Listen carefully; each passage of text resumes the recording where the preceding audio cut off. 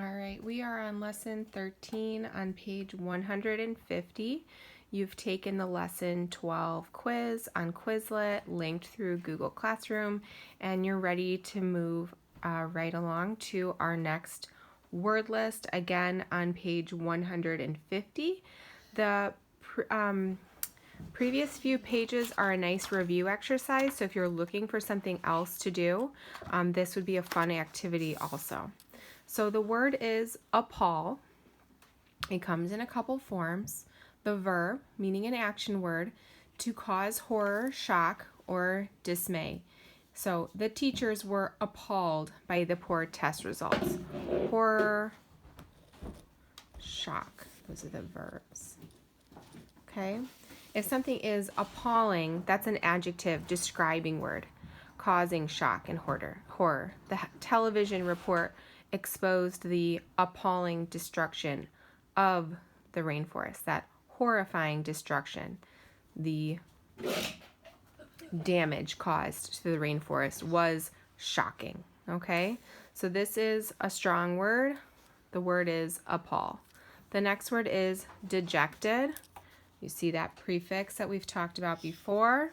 It's an adjective describing word, meaning discouraged or in low spirits. If you haven't heard of this expression before, in low spirits means that you are, I should say, feeling down. Feeling down. Okay, so Jesse felt dejected when he couldn't find his friends at the park. So he was feeling kind of bummed, kind of down, feeling dejected. All right, depend is the third word. It is a verb. If you depend on something or someone, you are relying on it for support. Okay, so to rely on. Many blind people depend on guide dogs, right? They need the guide dog for support, and so they depend on it. The other definition is to be based on. So sometimes we say, what's your answer? Well, it depends. Whether I go to the concert depends on what my parents say, okay? What are our plans for the weekend? Well, it depends on the weather, okay? It's based on. The other form of the word, dependable, is an adjective meaning reliable. If you're not sure what reliable means, it means like you can be counted on. Okay, if someone is reliable, we can count on you. I can put that in bathtub. It might be good one for bathtub. If you do a lot of walking, you need a dependable pair of shoes, right? One you can count on, some that are going to stick with you and serve you well. Okay? If you are doing some of these thinking prompts with somebody at home, explain to your partner how having a picnic at the park depends on whether it rains, right? Why would a picnic depend on whether it rains? Okay, so that's pretty straightforward if you understand what that word depend means. All right, our next word, dreary, is a describing word, an adjective meaning sad and gloomy. I pulled up the shades to let more light into Olga's dark and dreary room. This past week we've had a lot of dreary weather. The sun didn't come out, it was drizzly and cold, it was sort of sad and gloomy. The next word is fanatic. A fanatic, as a noun, is a person whose enthusiasm for a belief is extreme. You might see a part of that word that you recognize to be a fan. Okay, so a fanatic is a fan, a person whose enthusiasm for a belief is extreme. Uncle Roger ran the restaurant for years. He was a fanatic about cleanliness in the kitchen, okay? To believe in something strongly, okay? Strong believer. Okay, because it's a noun, it's a person. We can put this in bathtub. If something is being described as fanatical, that's the adjective. Same same meaning, just a different form, carrying the interest or enthusiasm to the extremes. So Dr. Gradgrind, I don't think I'm saying that correctly, was a fanatical believer in the importance of facts. Okay, how do fanatical sports fans act? So what is the behavior of a fanatical sports fan? Someone who's fanatical about sports would go to every game, make sure that they know all the players, things like that. All right. Next word, impact. Impact as a noun, the striking of one object by another. Okay, so like the hit. Okay, the contact between two things. The impact of the ball bruised the catcher's arm. The second definition is a forceful impression.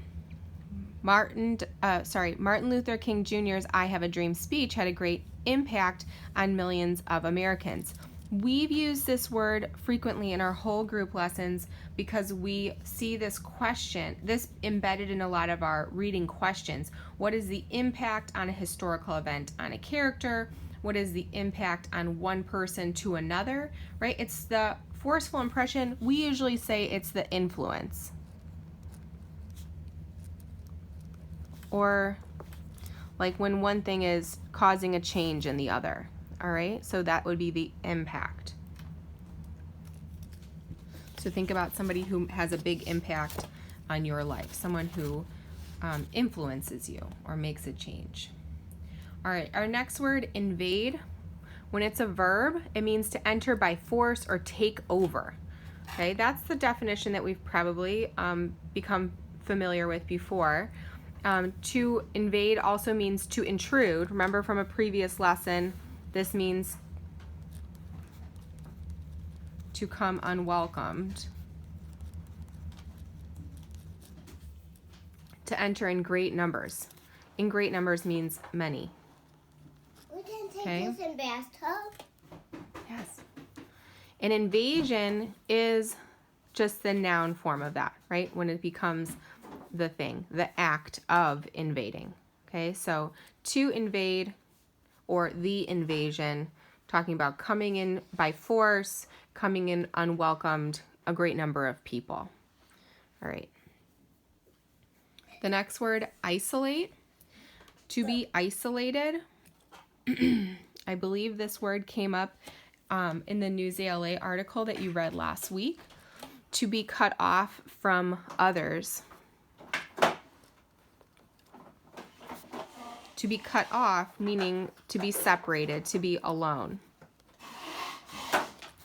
And we can use our word separated just from our previous lesson. To be in isolation as the noun is the condition of being isolated. So same meaning, different form of the word. And isolated, cut off from others. Okay, so verb, noun, and adjective. All the same meaning. Oops, sorry. The next word, occupy. As the verb, the action, it means to live in. Okay, you occupy your home, your apartment, your space your family lives is occupied by you. To occupy can also mean to take over by force.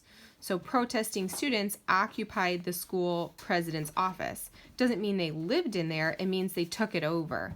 They were trying to maybe intrude, right, to come in and take it over. Occupation, different meaning when it becomes a noun. An occupation is a person's job or profession. So my occupation is I am a teacher. It says the nursing is a perfect occupation for my brother because he loves helping people. Someone who loves helping another would be well suited for a job or occupation where they're caring for somebody else. Okay, it can also mean a filling up of time or space. So the sign in the elevator said that occupation by more than 12 people was against the law. You can also hear this frequently used as how do you occupy your time, right? How do you take up your time? What keeps you busy? No, it's All right, the next word, reveal. If you reveal something, you make it known. If you reveal the wish you made, it might not come true. So if you make something known, meaning like you tell about it or show. To bring into view, to show. Sorry, I jumped ahead. The curtain rose to reveal 3 men sitting on top of a stone wall. I'm going to turn the page and get our last, oops. That's not me. Last couple words. No. The next word is rout. A disorganized retreat from an attack, a total defeat, or to defeat completely. So if your team routs the other, that means it was like, what do they call, like a washout, or when one team wins by quite a bit. Okay, it's not a close game at all. Next word, to suspect. This is one of those words where we hear the pronunciation vary slightly based on what type of word or how the word is being used. So to suspect, when it's a verb, to think of as probably guilty. If I suspect something, right, I'm thinking critically. The teachers suspect we are not practicing our musical instruments. Okay, so if you are not able to play your recorder, Mr. Gumbiner might suspect that you haven't been practicing. Okay, he might have a feeling that you're sort of guilty of not doing what you're supposed to do. If you suspect something, you might also suppose that something is true. So you suspect something, it's like you're making a guess about it or thinking something is guilty. Okay? Or a suspect, you may have heard this in a movie, or if you're watching a TV show, they say the suspect is the person to believed to be guilty. So you may have seen that in the news. The police have the suspect, the person that they think committed the crime. Okay, so the suspect asked to see a lawyer before being questioned. Next word is temporary. If something is temporary, it's meaning it's lasting or made to last for a short time. Okay, so the town hall provided a temporary place for people to stay after the storm. Temporary meaning it wasn't like they built them a new house. It was probably a shelter meant to be used for only a short amount of time, not a permanent structure. All right. Terror. If something is a terror, it's a great fear. Okay? So thunder and lightning always fills my grandmother with terror. That feeling of fear. Okay? To terrify is to fill with great fear. So the reports of the escaped lion in the neighborhood terrified the residents. If there was a wild lion running around your backyard, you would be most likely terrified, right? Really scared. All right, and the final word, tragic. If something is being described as tragic, it's used as an adjective. It means it's causing great sadness. It's terrible or dreadful. Dreadful is another good word if you haven't heard that one before. Okay, these are synonymous. The entire nation grieved over the tragic death of Martin Luther King Jr. Okay, so it's describing his passing as causing great sadness. Very sad. If something is very sad, it's tragic. If something is a tragedy, same idea, used as a noun. It's an event that causes great pain or suffering or the loss of life. Okay? This is really interesting example that they've included here. The closing of the school would be a tragedy for the students. Okay? It would cause us great sadness. And lastly, a tragedy also is a type of play. Okay, so it's a type of play that ends really sadly. It's an unusual type of play because it doesn't have a happy ending. Okay? All right, I would rather see a comedy than a tragedy.